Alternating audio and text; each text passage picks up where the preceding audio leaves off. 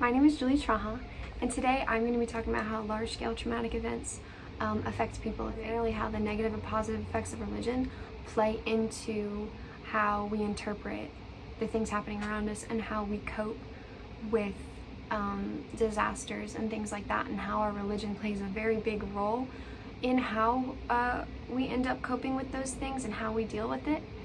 And I just kind of want to create an outlet for people to kind of understand how those negative effects are playing into it, as well as the positive things of religion. We need to talk about how those negative things are really affecting people, and how church community and how different things like that are either helping or hindering people, because this is a very difficult time.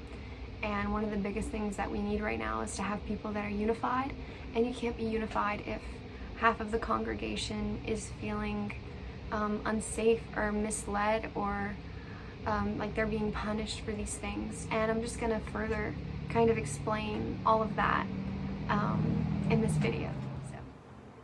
So one thing that I really want to hit on that kind of brought me to this topic was my own personal experience. And what happened was, right whenever COVID happened, like, church was moved online, and we no longer had in-person meetings, and everything was moved online.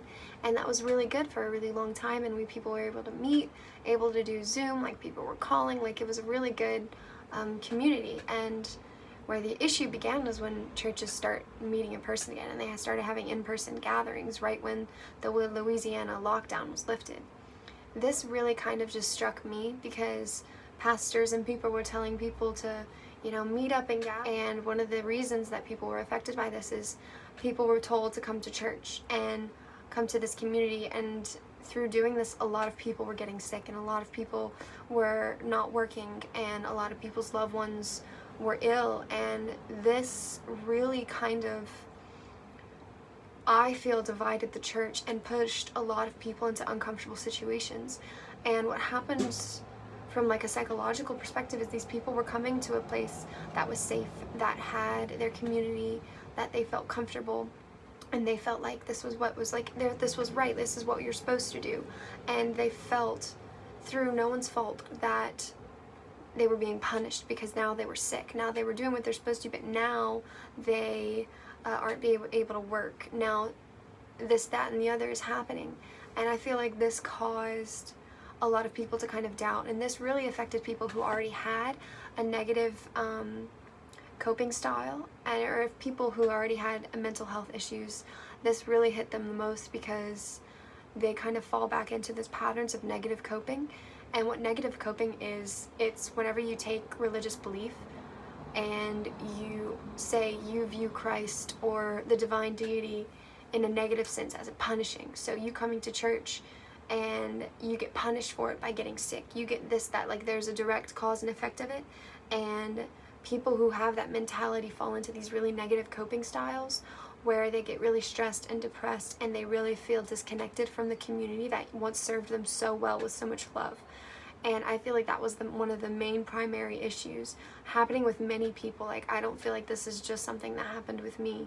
This is a very common issue that happened before the COVID pandemic. Whenever any kind of personal tragedy would happen, things like this would happen, because people would view it as punishment.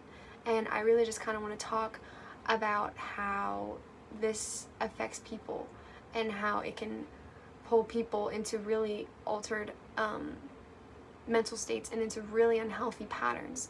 And as a church, or as a people, we really should be helping people get out of those negative coping styles and out of those places of hindered mental health.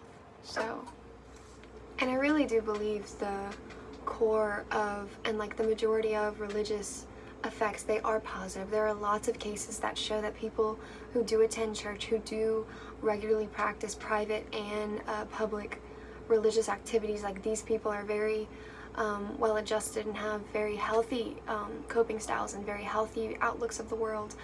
But the fact is that these negative things, the people who aren't doing that, the negative effects of religion, aren't being talked about.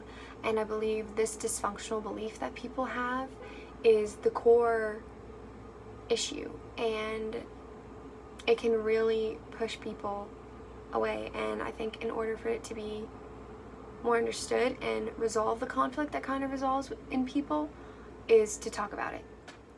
One thing that's very interesting is that the negative effects of religion can have positive effects as well.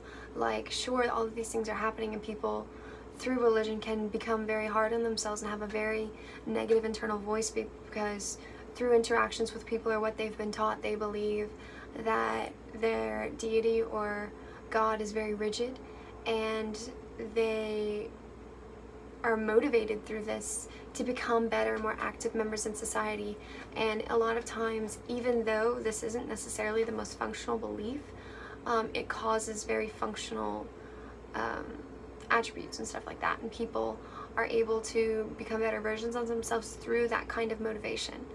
And that is one thing that can be really good about the negative effects.